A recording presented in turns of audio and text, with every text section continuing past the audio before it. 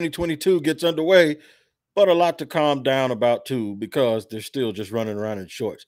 I'll tell you everything you need to know about day one and Devin Lloyd's injury to his hamstring, and I'll do it here on today's edition of Locked On Jaguars.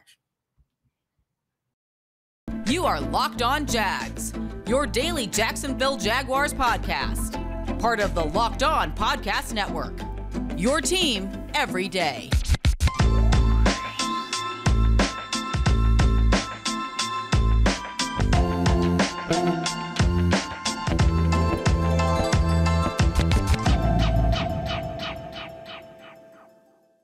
Thank you very much for joining us here on Locked On Jaguars, training camp day one. We're going to talk about that today, talk about the dreaded I word that has affected the linebacker core and one of the new Jaguar additions for this offseason.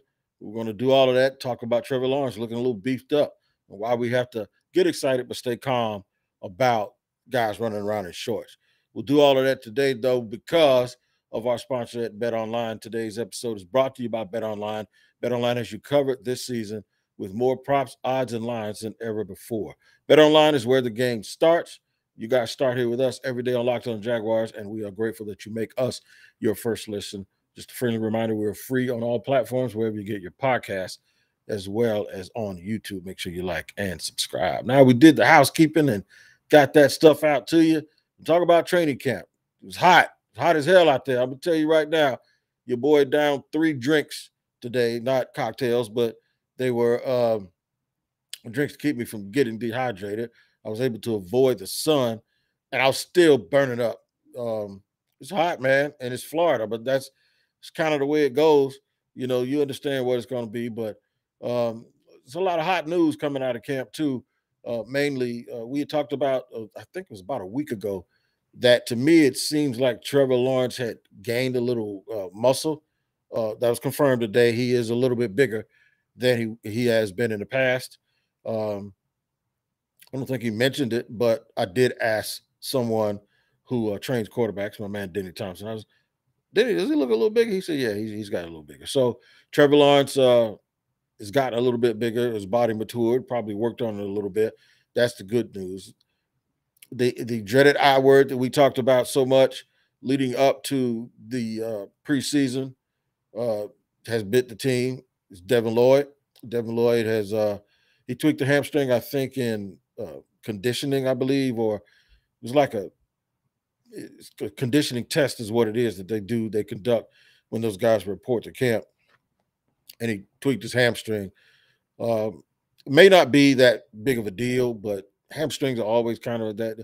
It's like one of those injuries you rather get a high ankle sprain than it, because the high ankle sprain, when it heals, right? That hamstring and the groin, those soft tissue injuries, especially the parts of the body that kind of stretch, I wouldn't say scary is the word, but what it is, aggravating. It's aggravating as hell. So that's going to be something to monitor. Every position has trouble getting over those things, but particularly a linebacker, when you're backpedaling and turning and contorting your body a certain way, that injury could be really, really one that, kind of lingers around for a little while, and you don't really want that. So we'll discuss that and talk about it in the context of something that we talked about when folks were wondering why the Jaguars would use a luxury pick on Chad Muma in the 3rd round. Now you get your answer. This is why, and those are the things that I talked about on the podcast where I talked about Chad Muma. I said, this is why you do that. You if you can get a starter quality guy in the 3rd round, even if you don't quote unquote need him. Now here's exactly why you need the Chad Mumas of the world. It's something interesting can happen with that too.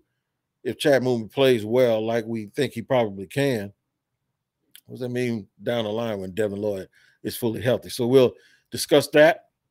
Also, some news and notes from around camp, outside of it being just on fire hot. The best thing I saw at camp today, I'll tell you what that is right now. Trevor Lawrence threading the needle on a pass where he had to actually get it over some defenders in 11-on-11. And it was near the sideline, and the ball was caught, tight roped, and toe tapped in traffic by Christian Kirk. So that's going to be something that folks are going to watch the entire training camp and into the preseason.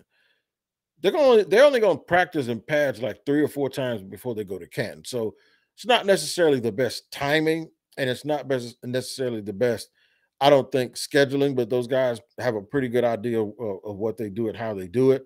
So we'll get into that just a little bit.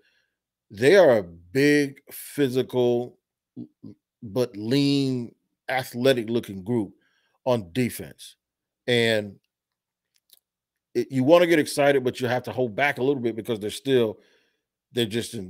not even in full shells. They were in helmets and shorts without shoulder pads. So while you want to get really, really excited about it, you still have to temper that excitement a little bit with the realization that if you go to any training camp in the NFL right now, every single team is probably looking like they're ready to win the Super Bowl, right?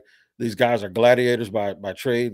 They're all big, they're all strong, they're all physical, and everyone's going to look real good until they get some resistance in front of them. But that being said, it was still a pretty good day. It was still good to see the guys out there. That's why I say maybe get excited, but not too excited, because you don't know how good a team is going to respond or how a team is going to react to physicality until they're actually in a game where they're being very, very physical. So while we have the excitement, you still have to sort of temper it a little bit, but we were still going to do a good job of report. So I've changed my hours to make sure that you guys, that we get the content out to you every single day. So I'll be really, really focused. I'll be at training camp every single opportunity that we're allowed. I got my media credentials, so we're going to make sure that sometimes I'll do the podcast like I'm doing it now after the first practice, but there'll also be sometimes I'll be doing podcasts and posting them a little bit earlier because they'll be before practice. So if there's no breaking news, if there's any breaking news, I'll make sure we put out a little bit of breaking news. But I just want you guys to know when and where to expect what from training camp. So if I post, I'm scheduled to leave there every day about 10:30 because practice is very, very early.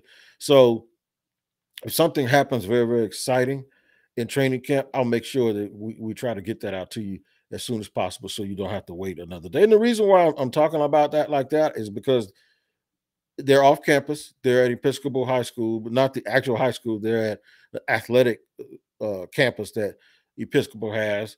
And I think it might still be a school there, but it's one of the other campuses.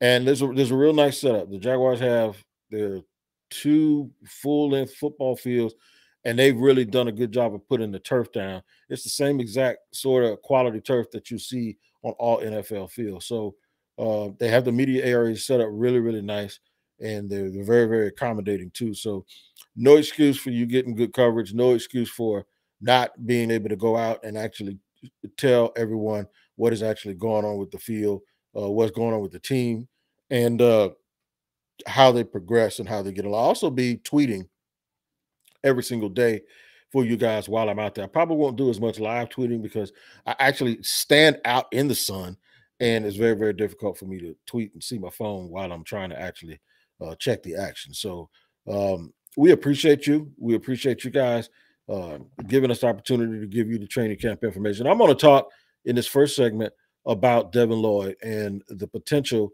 of what could go on. Now, I left before Trevor Lawrence spoke so I could get here and give you this podcast. Doug Pederson mentioned the injury earlier in the day. No one expounded on it, but what we're going to do here, we're just going to talk about how this injury, I believe, impacts him and the rest of this season. So make sure you guys hang in there with us, and we're going to give all of that to you. Like I said, today's sponsor is BetOnline. So I'm going to tell you right now about BetOnline. BetOnline.net is the fastest and easiest way to check in on all of your betting needs. Find all your favorite sports and events at the #1 online source for odds, lines, and games. Did y'all have the women 4x100 beating Jamaica? I bet if you did, you got paid, because that was an absolute shocker that we are absolutely proud of for the United States. So we are congratulating them. But you can find reviews and news of every league including Major League Baseball, NFL, NBA, hockey, combat sports, esports, and even golf. BetOnline continues to be the top online resource for all your sports wagering information, from live in-game betting, scores, and podcasts. They have you covered. Head to BetOnline today and use your mobile device to learn more about the action happening today, because BetOnline is where the game starts. And you guys start here with us every single day, making us your first listen, and we are absolutely grateful that you do that. I'm going to get a little emotional here. I'm going to try to keep my emotions intact. I missed the podcast Friday. Thursday, I had to euthanize our family pet, my dog. I call her my dog, Lexi. Had seizures. She was 12 years old. Had 5 seizures within a matter of 2 hours. The last 3, she had them in 5 minutes. And the doctor had previously told us that they suspected that she had a brain tumor. And I really was a mess. I was an absolute mess, man. But I'm back now. The training camp has started. My dog will always be with me. I got her favorite toy here, a dog bone. She had a pink dog bone, and I put her name in it, and I have it tatted on my arm. So a lot of people reached out to me and gave me well wishes. I got to share something with you about that. I didn't grow up with a love for pets, dogs. But at some point, about 13 years ago, I was in the care of a cardiologist, and I was running a business, had 5 kids, a blended family. And in my business, I had 11 employees. And I went to a cardiologist, and he told me I had some conditions that I needed to watch, and I needed to calm myself down. And one of the things he recommended to me was to get a dog. And Lexi was my best friend, man. And I feel like one of the last things I said to her, I felt like she saved my life. So losing her was very, very difficult, and very, very difficult. So that's why I wasn't here Friday. I still have my moments, but I just wanted to be transparent with you guys, because y'all like family, man. So I just wanted to share that with you and let you guys know that all of you guys that reached out to me on social media and thanked me or told me to take my time, I really, really appreciate that. And also to the Locked On Podcast Network, they told me to handle my business and do what I want. So shout out to Ross Jackson, of course, David Locke, and everyone else, and all of our guys around the network, and guys and girls who reached out. And it was really, really hard for me. I know everybody probably doesn't understand that, but for me, it was a very, very tough situation. And all of my friends know. They know how much that dog means to me, and I would cut you over my baby, a little baby Shih Tzu. But rest forever, Lexi. You'll always be a part, and she'll always be a part of me. Y'all don't know. James Rapine knows this. This is another reason why I wanted. There's a viral video of a young lady. She works on a farm somewhere, and she named this, I don't know what it is, a duck or geese or whatever it is. Every time she starts recording, the geese puts his face into the video. So James Rapine knows this. Every single time I did a podcast, when I wasn't here in my office, when I had the other banner up, the big yellow one, that means I was home. My dog did not want to cooperate because she was used to my attention. And one day she looked at me while I was looking at the screen. She was looking at the computer and looking at me like, who are you talking to? There's nobody there. So she always used to bother me and mess with me. And I wasn't a great at editing until I learned how to do it. So sometimes it was a race for me to really be able to get a 25, 30-minute podcast in without Lexi screwing over. So Rapine knows it, and Rapine's dog is the same. When we do our Locked On NFL on Wednesday, it's the same thing. He does it. His dog goes ballistic, or my dog goes crazy, or comes and tries to scratch me. So sometimes I used to be distracted, and I'm trying. Whenever you saw me doing this, it was her bothering me. So I just wanted to share that little moment with you, that the things that I have gone through to get these podcasts in, especially when I was at home, because Lexi wanted my full attention. The Jaguars got my full attention today, and I'm sure the news about Devin Lloyd got your attention today, because Devin Lloyd was a guy that they moved up into the second round, into the first round from the second round, and gave up extra picks to move up to be able to take Devin Lloyd at the linebacker position, at the off-ball linebacker position. Now they got for Oluwakan in free agency first, and then they backed that up by getting Lloyd, who I believe changed the profile of the athletic profile of the linebacker core, because he's something the Jaguars have not had in a long time, probably since Kevin Hardy. And Kevin Hardy's the second guy ever chosen by this team in the first round, and that was like 1996 or whatever. But the profile of the linebackers has been smaller players, 6'1", at the most 6'2", 230 pounds. I think that's what Darryl Smith was.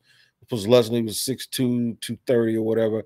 But they had Telvin Smith, they had Mike Peake, guys that weren't your bigger guys. They were the faster, more twitchy linebackers you usually see in a 4-3.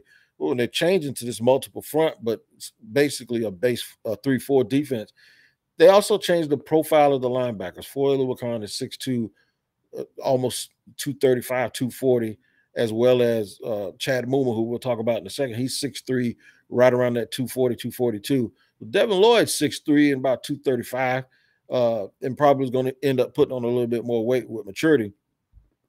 He was a big addition because he fit the mold, and they needed to get faster, younger, and more athletic at those positions.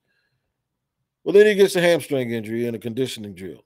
I'm not trying to blow this out of the water as if it's torn or we know how bad it is, or not trying to create panic. But I don't like soft tissue injuries.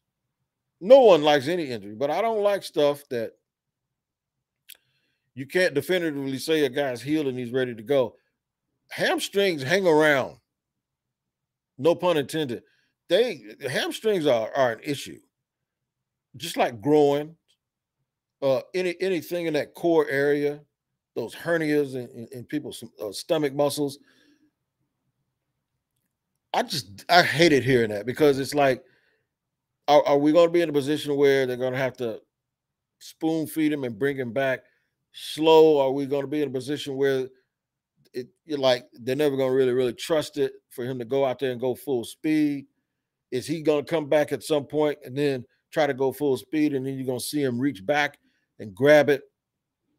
If there's one injury I cannot stand, it's a hamstring injury.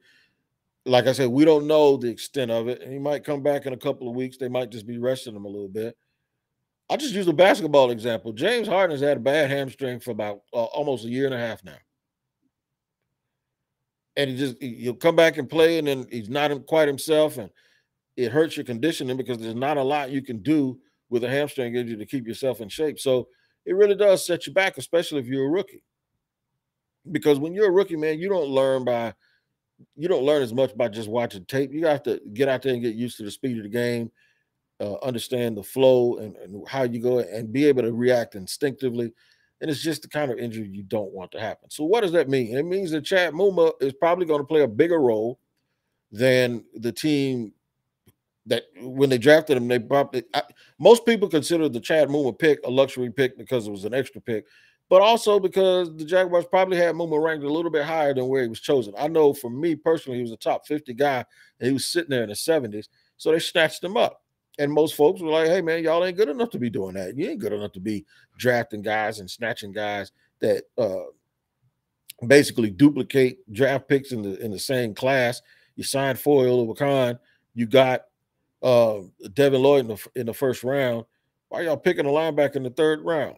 You see why they did it now. And this is why you get as many good players as you can, and whenever you can get them, because now it makes a lot of sense, because there's not going to be a huge amount of drop-off. I'll even tell you this.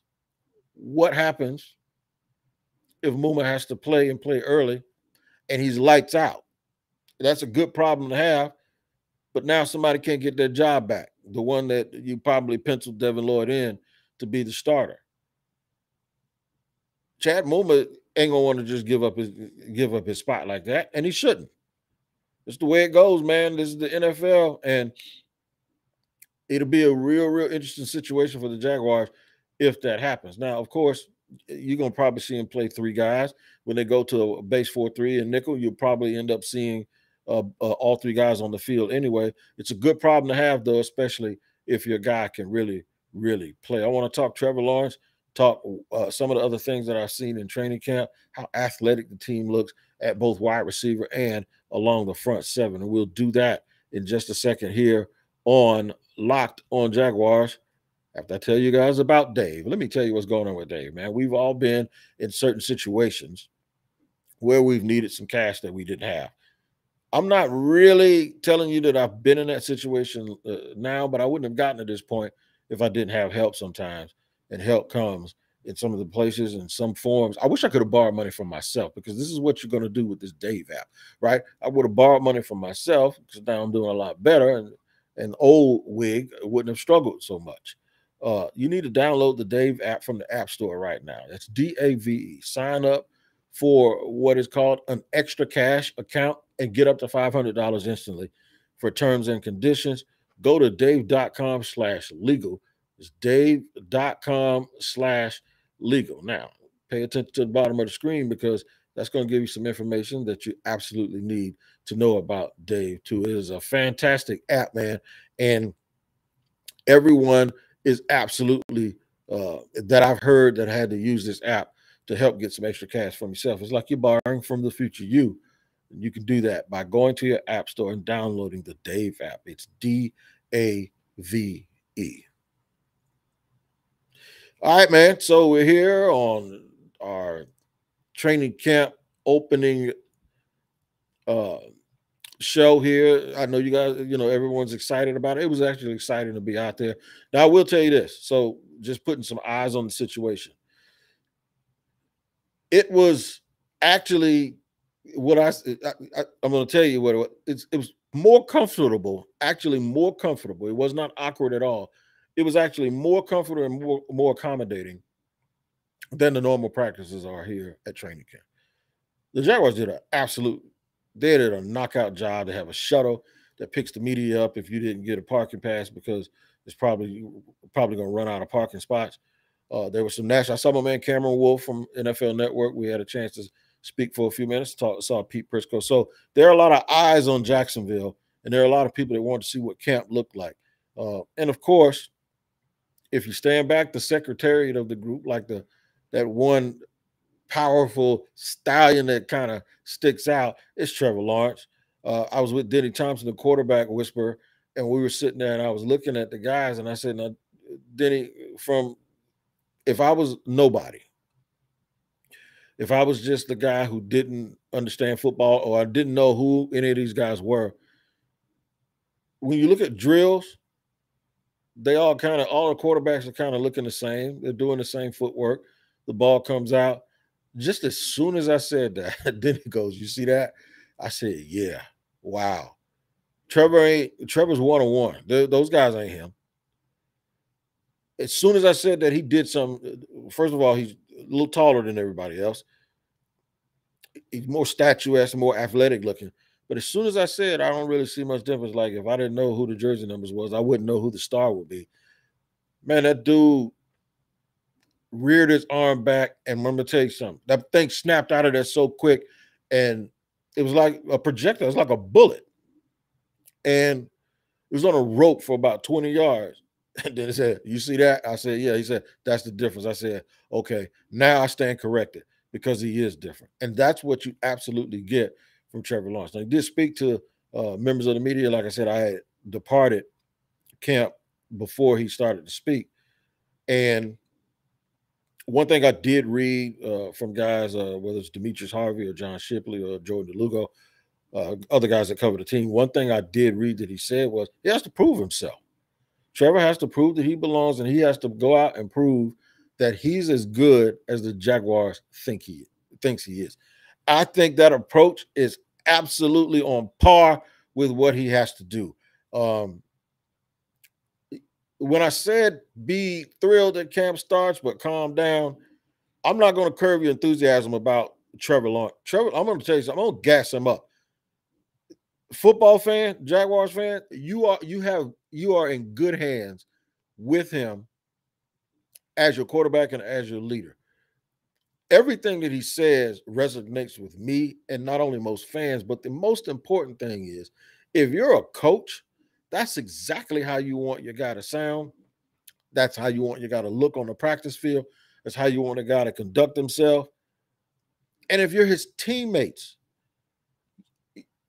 They all believe in him.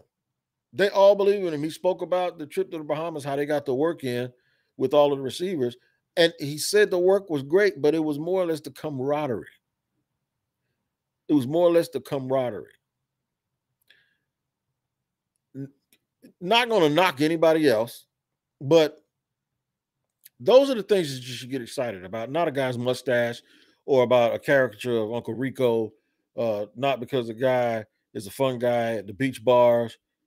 When you want a football team to win and you want it to be, you're looking for something tangible to hold on to and to grab a hold of and say, this is what we can hang our hat on. Trevor Lawrence, it is not hype. He absolutely personifies every single thing that you want in a quarterback. He does. He personifies everything you want. So my get excited moment for you guys is to let you know that I'm even more and more impressed with him physically. Like I said, he's gotten bigger. And I'm just more and more impressed with how he carries himself. And I do believe that this dude is all about football as opposed to last year, like I said, being the press secretary of the team. He is all about football. He has been able to just do nothing but bury himself with improvement and getting better. And he's really an extension of the coaching staff as opposed to being an apologist for the coaching staff. And I think that is huge news moving forward. So we'll monitor the Devin Lloyd situation. We'll see how Chad Muma, how he's going to take the baton and be the next man up. We'll keep monitoring the situation with Devin Lloyd to find out how bad the injury is and try to press someone to see if they can give us a little bit of a time frame about when he'll return. I know you guys are also very, very excited about Canton. There's a contingent of folks going up to Canton, Ohio for Tony Baselli's induction into the Pro Football Hall of Fame. And I'm very excited for Tony, and I'm very happy for the Jaguar fans that they finally get some representation up into the Hall of Fame. So we'll be monitoring that. Of course, they play the game also against the Raiders. Well, you'll more likely see a lot of the young guys. You see a lot of the guys who are on the back end of the 50-man roster play most of those snaps and to try to see if they can improve and get better. I'm going to talk Evan Ingram tomorrow because Evan Ingram absolutely looks the part. I know some people up in New York that probably think differently because his career has not gone the way everyone thinks it should. But the tight end room as a whole is probably the one that has changed the absolute most.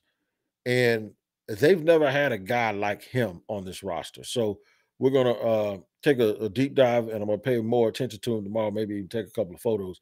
But I'm going to give you another update on Evan Ingram. Speaking of that I word, he had a lot of soft tissue injuries while he was with the Giants. So we hope that doesn't follow him. So it's more on the receiving core and Evan Ingram. Come tomorrow on Locked On Jaguars. Make sure you follow us, like, and subscribe wherever you get your podcast. Last but not least, make sure you check out the Locked On NFL podcast. Yours truly will be there on Wednesday, as I always am, with my man James Rapine. He was on vacation last week. But every single day, Monday through Friday, you have guys like Chris Carter Critiques, Luke Braun, Alex Clancy, Tic Tac Titans, my man Tyler Rowland, your boy Q out in Vegas. And I hope I didn't miss anybody, but you have a plethora of people that bring you great coverage on Locked On NFL. So make sure you check that out every single day. You get some reports from around the league and about the big ticket issues that are going on. Until tomorrow, you guys take care of each other, as I always said. And once again, thank you for your outpouring of support as my family adjusts to being without our little pet. I do really appreciate you. But I'm back and bigger, badder, and ready to roll as 2022 has started for the Jacksonville Jaguars.